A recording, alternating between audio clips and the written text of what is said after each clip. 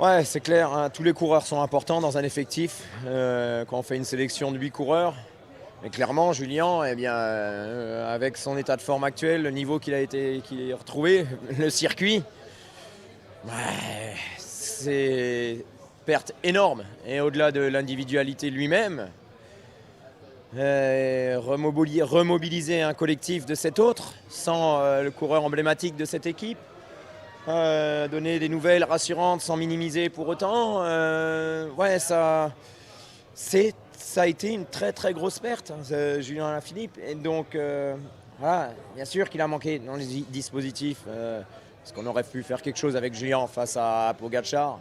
C'est pas ce que je suis en train de vous dire. Mais clairement, quand Julien Philippe abandonne au bout de 37 km, 35, on se dit ça c'est pas top et c'est un euphémisme.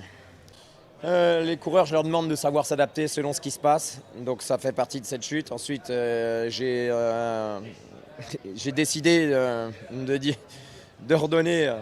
j'ai ordonné entre guillemets à Romain Bardet de prendre un peu cette place de Julien, alors que Romain était prévu un peu plus avant. Et ensuite, voilà, Pavel faisait partie des coureurs qui devaient anticiper et avant que les gros mettent en route pour pouvoir ensuite serrer les fesses derrière eux.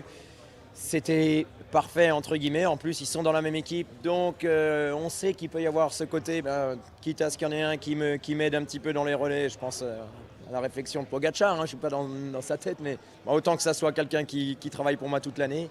Ça l'a fait pendant un tour et après Pavel, malgré toute sa résistance, son abnégation, ça n'a pas suivi. Puis après, on a joué derrière. Et puis, on avait tout le collectif qui a bien travaillé. On a David et Romain qui étaient encore là alors qu'il y avait des attaques successives de Van Der Poel, d'Evenepoel.